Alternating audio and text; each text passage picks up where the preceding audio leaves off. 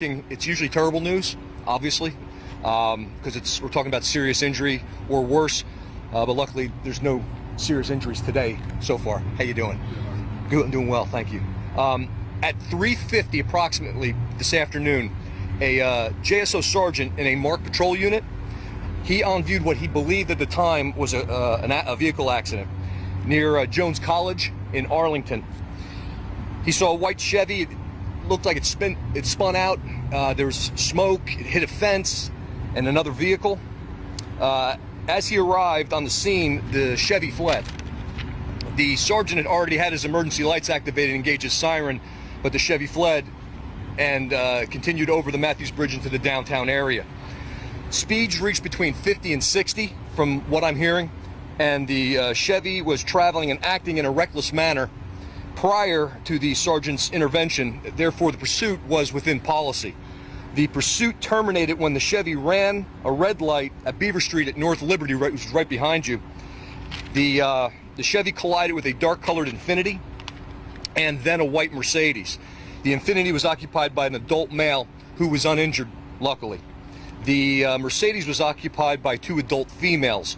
Both were transported to the local hospital, but with very minor injuries. Thankfully, both ladies were out of the cars and walking around and talking before they were transported.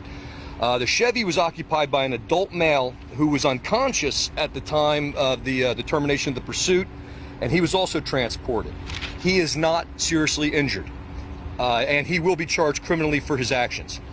As of right now, we don't know exactly why he fled, but we do know that he had caused and fled from two separate accidents in the Arlington area. And the second accident is what the JSO sergeant actually on-viewed.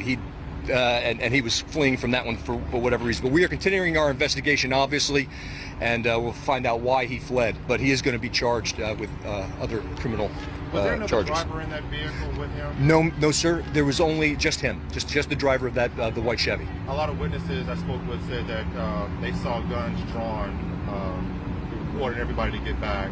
Was at that point did they fear that maybe he had something or was a part of something? Or? I'm not sure, sir. It sounds to me that they were just doing probably a felony takedown, and he was unconscious, so he obviously wasn't responding to any of the commands.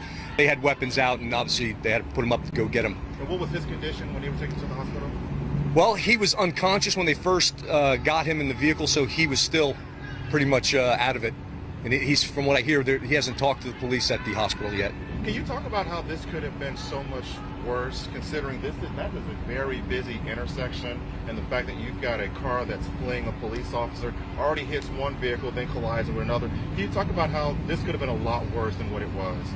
Well, I think you just said it as good as I can, sir. These cars, I mean, they're dangerous, and you know that's why we have obviously a policy we just can't chase anyone willy-nilly, obviously. This vehicle was acting in a reckless manner without the police even being involved. He obviously had been involved in two accidents already for whatever reasons. We don't know. We're going to figure that out. But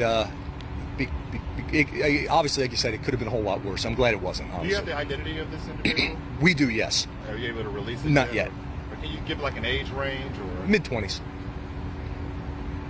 the car stolen? Not that we're aware of. And then were the police involved? I know that he struck another car and then another car in the intersection. Were the police or the undercover police car, was it involved in a pit maneuver or anything in the situation? There was no pit maneuver, but at the termination of the pursuit, when the Chevy spun out after it had collided with two cars, the unmarked unit did pull in to block it in, but it wasn't a pit maneuver. Is that the black vehicle that we see? The black Suburban? Yes, sir. Yes, sir.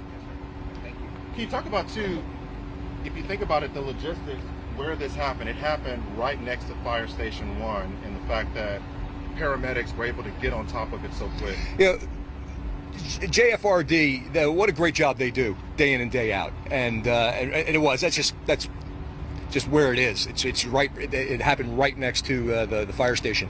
But these guys, day in and day out, are running to us and helping us and getting people to the hospital and doing everything they can to keep us healthy and safe. I can't say enough about our cousins over there. They do a great job.